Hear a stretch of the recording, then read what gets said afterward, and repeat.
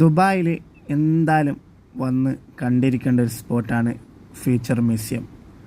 ഇപ്പം ഞാനുള്ളത് Dubai future മ്യൂസിയത്തിലാണ്.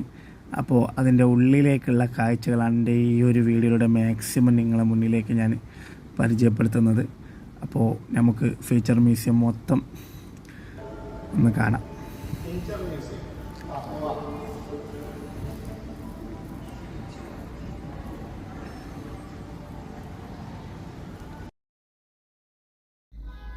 നിങ്ങൾ ദുബായിൽ വന്നിട്ട് ഒരിക്കലെങ്കിലും ഫ്യൂച്ചർ മ്യൂസിയം ഒന്ന് വിസിറ്റ് ചെയ്തിട്ടില്ലെങ്കിൽ അതൊരു വലിയൊരു മിസ്സിങ് തന്നെയായിരിക്കും.